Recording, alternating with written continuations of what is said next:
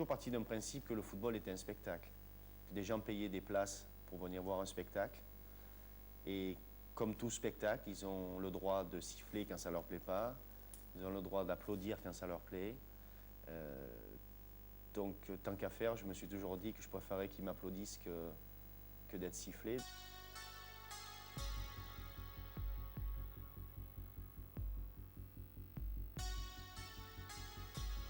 David Ginola fue uno de los grandes jugadores franceses de los años 90. Tras pasar por varios equipos modestos, con 25 años llegó a un PSG que pronto se convertiría en dominador. On était sous l'hégémonie de l'Olympique de Marseille pendant 4 ou 5 ans, qui gagnait tout.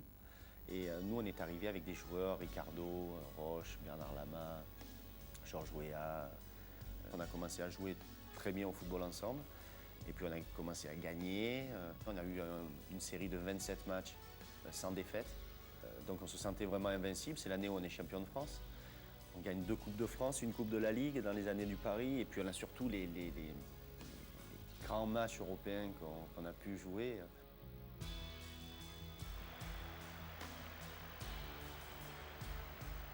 Le match à Madrid,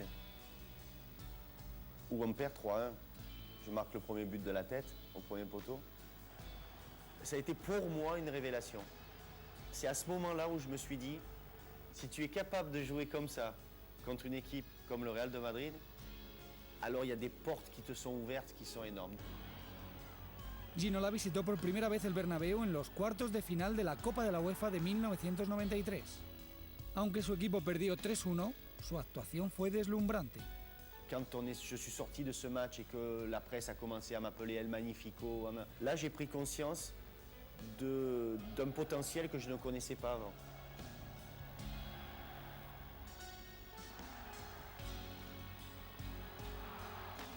El equipo francés remontó aquella eliminatoria y luego volvió a eliminar al Madrid en la Recopa del año siguiente.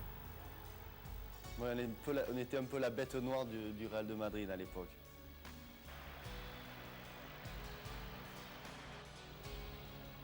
A raíz de esos grandes partidos contra el Madrid, Ginola tuvo la opción de fichar por los dos grandes de nuestro fútbol. L'année où on fait la Champions League, je devais partir au Real de Madrid. Et Michel Denisot, le président du Paris Saint-Germain, fait venir Luis Fernandez. Et Luis Fernandez, en arrivant au club, dit à Michel Denisot, il est hors de question que David s'en aille. Les 2 clubs s'étaient mis en contact et il y avait une transaction qui était proche d'aboutir. Il m'appelle, il me dit, voilà, non seulement je veux que tu restes, je veux que tu sois mon capitaine. Donc ça, c'était un tournoi que Johan Cruyff m'avait demandé de venir faire pour prétexter un rendez-vous avec lui pour qu'il me dise qu'il voulait que je vienne à Barcelone. Le problème, c'est qu'il y a 5 ou 6 étrangers, il faut que j'en fasse partir 2. Et il voulait que Stoïkov et Hadji partent. Et ils ne sont jamais partis. D'avoir mon idole de jeunesse qui me demande de venir jouer dans son club, au Barça, donc ça représentait énormément. Malheureusement, ça s'est jamais fait.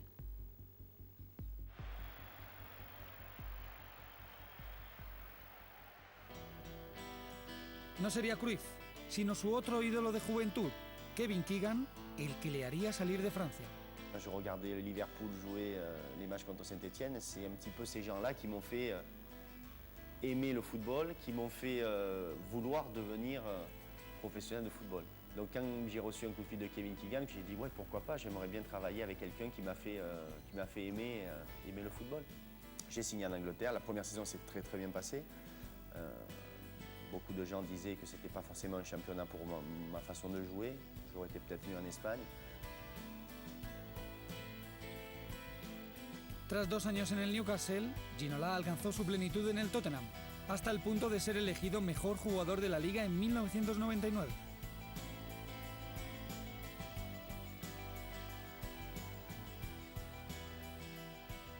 Quand j'ai été appelé sur la scène pour recevoir ce titre, tous les joueurs, à l'unanimité, ont crié mon nom comme si c'était la logique que ce soit moi qui sois élu. C'est l'année où Manchester fait le triplé. Donc tout le monde pensait que ça allait être un joueur de Manchester United qui allait être élu joueur de l'année.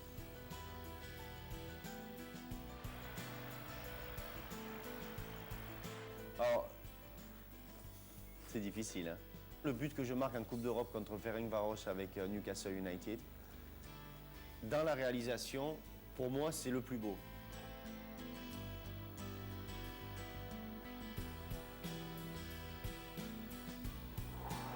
Contrôle, passer par-dessus, la reprise de volée du gauche dans la lucarne.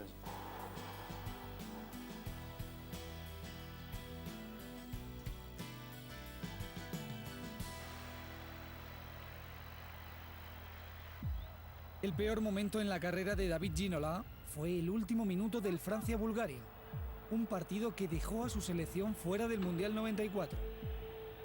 Ginola perdió el balón que originó el contragolpe culminado con el gol decisivo de Kostadinov.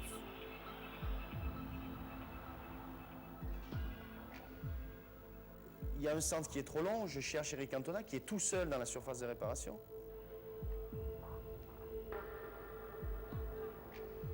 Et le ballon, une passe, deux passes, trois passes et but.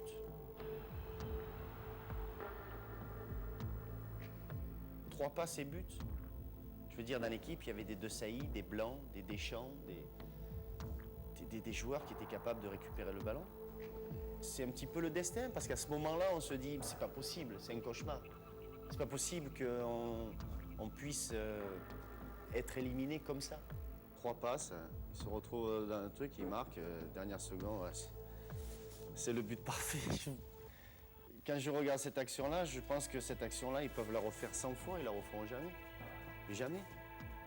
Ça a été une période difficile qui m'a suivi et qui continue aujourd'hui à me suivre, puisque c'est vrai qu'en France, je croise beaucoup de gens qui me reparlent de ça. On a voulu prendre un bouc émissaire dans l'équipe pour dire à toute la France, écoutez, si on ne va pas aux États-Unis, c'est la faute de celui-là. Et tout le monde s'est caché en fait derrière ça. Tous les autres joueurs se sont cachés derrière ça. Et c'est relativement triste parce que quand vous grandissez, on vous apprend les valeurs du football qui sont des valeurs communes, d'abnégation, de travail ensemble, on gagne, on perd ensemble. Et en fait, là, j'avais l'impression de perdre tout seul. Je pense honnêtement que la Coupe du Monde, je méritais d'y participer. Vous savez, quand vous êtes élu joueur de l'année en Angleterre en 99, et qu'en 98, l'année d'avant, vous n'êtes même pas pris dans les 40 meilleurs joueurs français en présélection, c'est qui? C'est à n'y rien comprendre. Comment on peut se passer d'un joueur comme moi, comme Cantona, pour une Coupe du Monde 98? Ils ont gagné, tant mieux, c'est très bien, c'est super. Mais je pense que dans les 22 joueurs, j'aurais mérité d'être là. Ouais. Si je te dis que j'étais content, je vais te mentir. Tu joues au football pour avoir des moments comme ça. C'est tout ce que tu as donné dans toute ta vie qui est en train de se réaliser dans ton pays en France et tu n'y prends pas part. Je pense que d'une certaine manière, je le méritais et que qu'on me l'a enlevé. On me l'a enlevé. Ouais, c'est des très beaux souvenirs. Parce que moi, c'est ce que je préfère, ça. Hein. Je les ai plus vues, ces images, depuis... Waouh, ça rajeunit pas. Là, je marque, je crois.